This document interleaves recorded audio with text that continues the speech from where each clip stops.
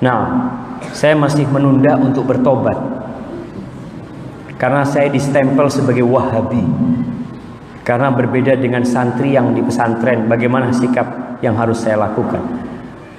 Ini sudah distempel masih nunda tobat.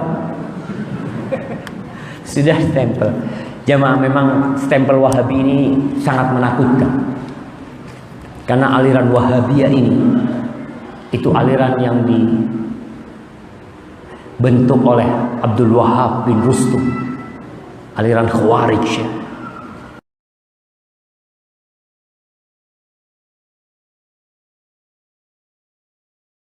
Sehingga akhirnya stempel Wahabi diberikan kepada Syekh Muhammad bin Abdul Wahab. Padahal kalau memang betul mereka jujur dan benar, maka stempelnya Syekh Muhammad bin Abdul Wahab apa? Muhammadi. Karena namanya beliau Muhammad bin Abdul Wahab. Abdul Wahab itu bapaknya. Sedangkan kalau yang ada di Afrika situ, itu namanya Abdul Wahab bin Rustum.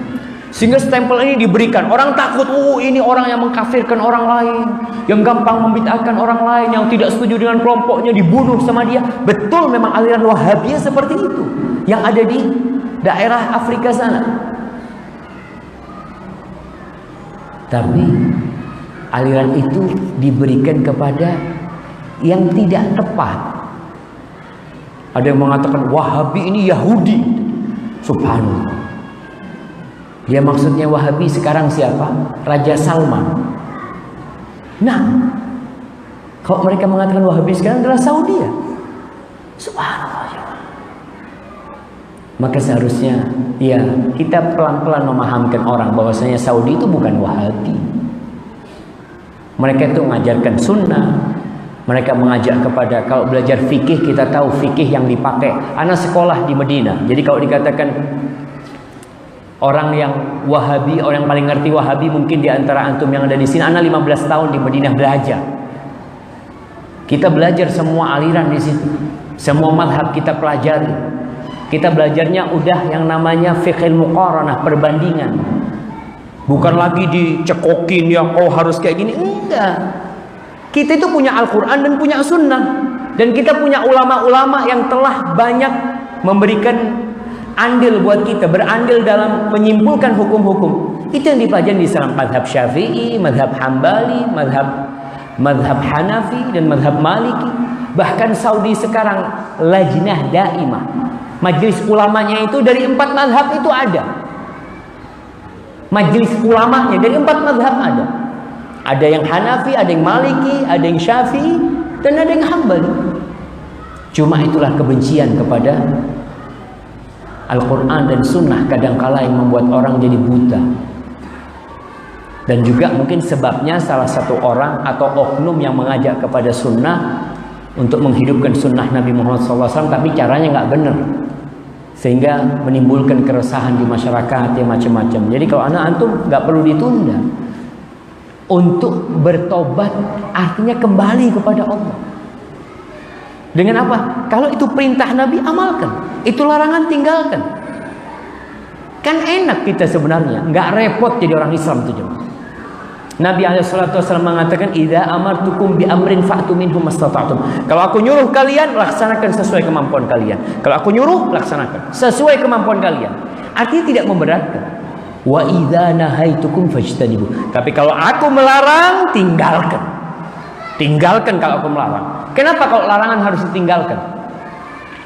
Karena meninggalkan larangan itu tidak butuh energi. Yang pertama, larangan itu sedikit dan tidak butuh energi. Antum meninggalkan, umpamanya meninggalkan zina, naudzubillah min dzalik. Apakah butuh energi? Kan nggak butuh, antum di rumah selesai.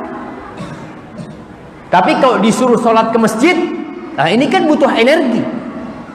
Ada orang yang nggak mampu, artinya ya Allah kaki anak sakit nggak bisa jalan. Iya, kau silahkan sholat di rumah. Tapi kalau untuk meninggalkan yang haram, apa sih beratnya? Meninggalkan yang haram itu kan kau nggak perlu bekerja. Tinggalkan khamar udah, tinggalkan riba ya udah selesai, diam aja Pak. Tapi kalau sudah amal maka sesuai kemampuan. Hadza wallahu a'lam bissawab.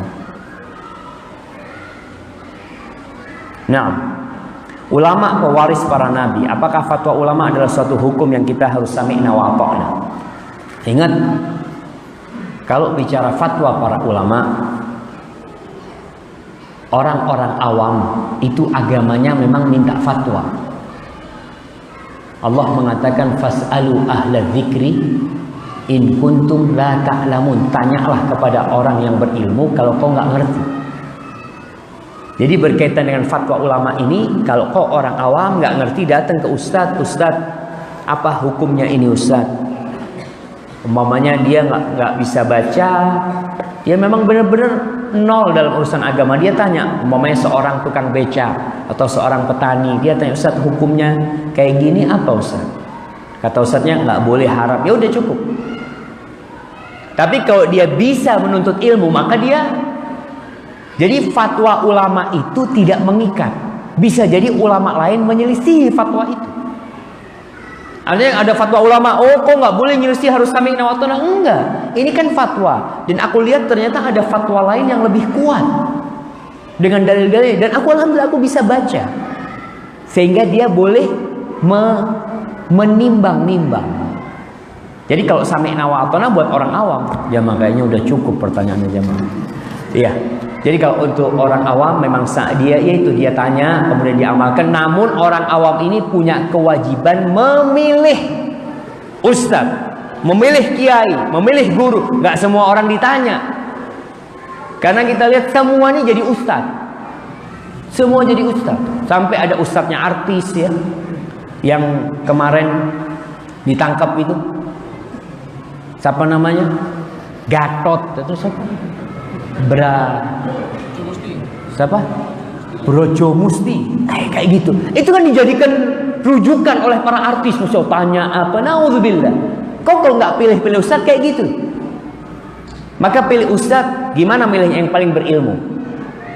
Tahu dari mana ustadz? Ya, kalau dia menyampaikan, dia mesti merujuk kepada Al-Quran dan Sunnah. Dan dia sampaikan pendapat para sahabat. Oh, ini berilmu. Yang paling warok dalam urusan halal haram, dia berusaha hati-hati orangnya, gak gampang-gampang dia. Yang zuhud, dia tidak sibuk memperkaya diri untuk dunia, tapi dia sibuk mencari dunia untuk akhiratnya. Nah, kita kayaknya ini insya Allah pas hati. Anak tanya nggak apa-apa kepada mereka, dan kalau sudah dapat ilmu ya amalkan. Ketika tidak pas, anak kok tidak pas ya, anak mau belajar lagi, nggak apa-apa, fadhal belajar. Hadza wallahu a'lam bishawab. Apabila yang anda sampaikan benar itu dari Allah Jalla Jalaluh, kalau ada yang salah dan kurang berkenan, itu dari diri anda pribadi. Allah dan Rasulnya terbebaskan dari kesalahan itu.